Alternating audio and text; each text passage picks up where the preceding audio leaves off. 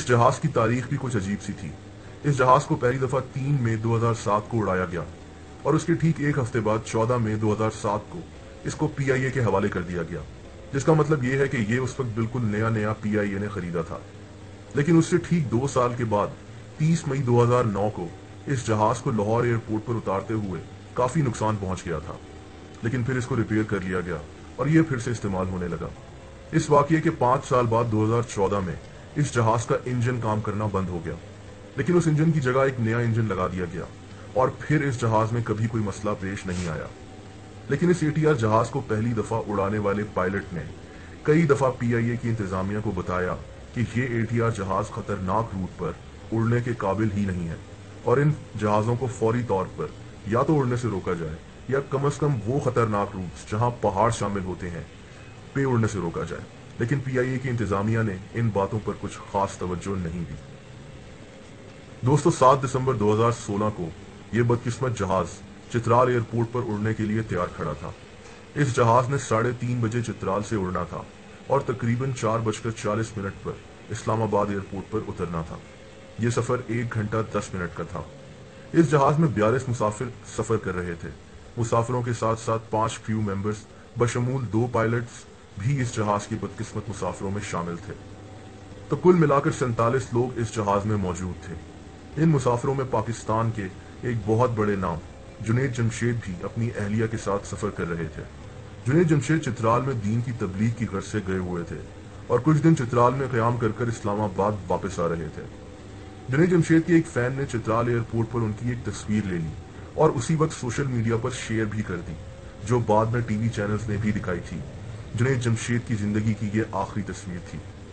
ان 47 مسافروں کو نہیں پتا تھا کہ یہ سفر ان کی زندگی کا آخری سفر ہونے والا ہے۔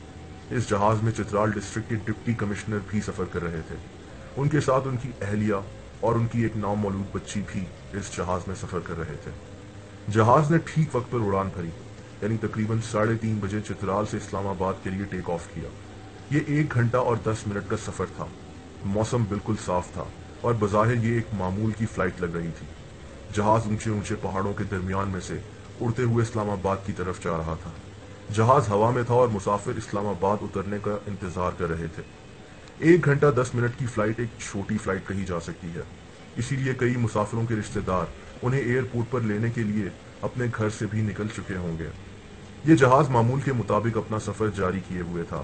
جہاز کو اڑے ہوئے تقریباً 40 منٹ ہو چکے تھے اور بس اب آدھے گھنٹے کا سفر طے کرنا باقی رہ گیا تھا۔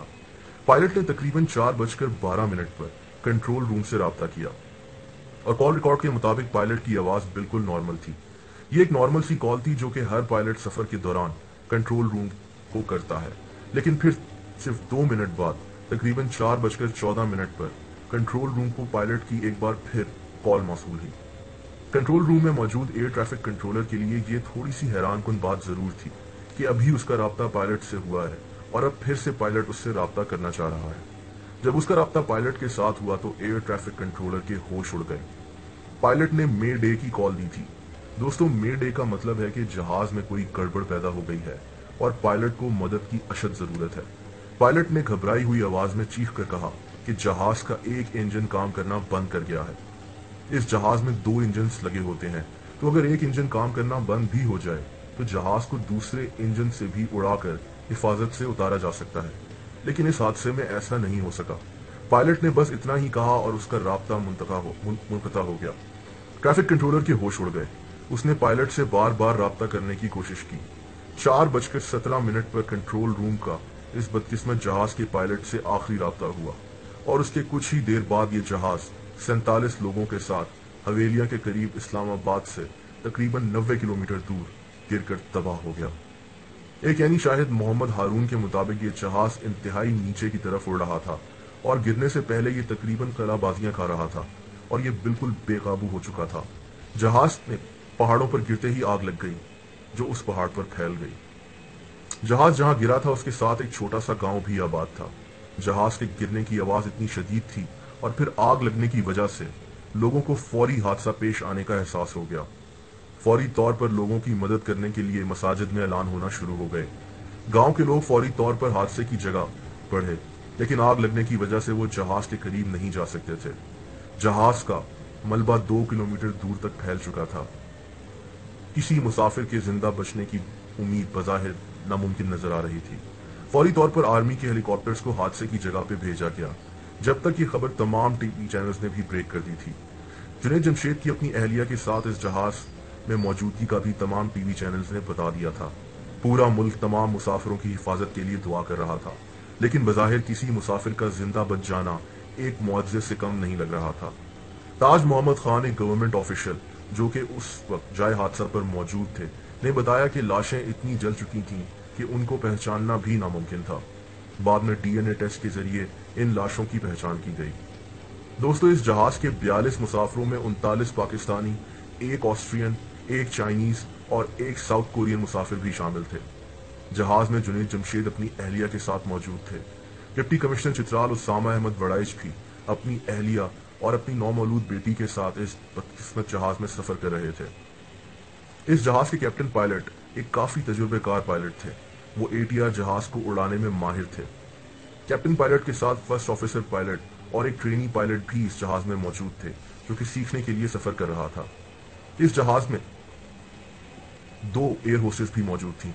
हादसे के बाद सबको जहाज के ब्लैक बॉक्स के मिलने का इंतजार था। इस जहाज का कोई मुसाफिर जिंदा नहीं बच सका। दोस्तों, पाकिस्तान में अब तक जितने भी जहाज के हादसे पेश आए हैं, उनमें से किसी की रिपोर्ट भी हैरानकुन तौर पर किसी नतीजे पर नहीं पहुंच सकी। फिर चाहे वो एयर ब्लू का जहाज हो जो मार्गला की पहाड़ियों से टकराकर तबाह हो गया था, या फिर मुल्तान से उड़ने वाला फोकर जहाज। आज तक किसी की भी रिपोर्ट मंजर आम पर तो आई, लेकिन उसका कोई नतीजा नहीं निकल सका और ये नहीं पता चल सका कि दरअसल जहाज के तबाह होने में जिम्मेदार कौन था। कुछ ही दिन के बाद इस जहाज का ब्लैक बॉक्स ढूंढ लिया गया। ब्लैक बॉक्स में जहाज में पेश आने वाले हालात की ऑडियो रिकॉर्डिंग होती है और पायलट्स की आवाज रिकॉर्ड की जाती है। ब्लैक बॉक्स से ही अंदाजा लगाया जाता है कि जहाज में दरअसल हुआ क्या था। ब्लैक बॉक्स को फ्रांस डिकोडिंग के लिए भेजा गया, क्योंकि पाकिस्तान में ब्लैक बॉक्स की डिकोडिंग करने की सहूलत मौजूद नहीं है। ब्लैक बॉक्स से एक चीज तो वाजे हो गई कि उतरते वक्त जहाज के दोनों इंजन काम कर रहे थे, लेकिन फिर एक इंजन ने अचानक काम करना बंद कर दिया। दोस्तों, पायलट्स जहाज को दूसरे इंजन के साथ जमीन पर उतार सकते थे, लेकिन ऐसा हो नहीं सका। अभी तक यही इन्वेस्टिगेशन चल रही है कि पायलट्स जहाज को एक इंजन के साथ उतारने में नाकाम क्यों रहे। इन्वेस्टिगेशन रिपोर्ट के मुताबिक पायलट्स ने जहाज को एक इंजन के साथ लैंड करने की कोशिश ही नहीं की। लेकिन सवाल पैदा ये होता है कि क्या पायलट्स ने ऐसा जानबूझकर किया? तो इसका जवाब है नहीं।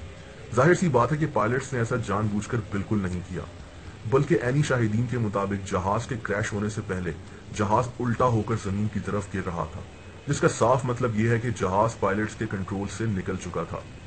हमारे एयर ब्लू के जहाज हादसे में भी पायलट्स को कसूरवार ठहराने की कोशिश की गई थी, और ये बड़ा आसान होता है क्योंकि पायलट्स तो मर चुके होते हैं, वो इस दुनिया में नहीं होते और अपना दिफा नहीं कर सकते। तो कुछ लोगों को बचाने के चक्कर में उन पायलट्स पर सारा इल्जाम डाल दिया जाता है। इस हादसे के बाद ये अफवाह भी सामने आई कि पायलट्स को ये जहाज उड़ाने से पहले जहर दिया गया था, जिसने आहिस्ता आहिस्ता अपना काम किया और जहाज उनके कंट्रोल से ही बाहर हो गया।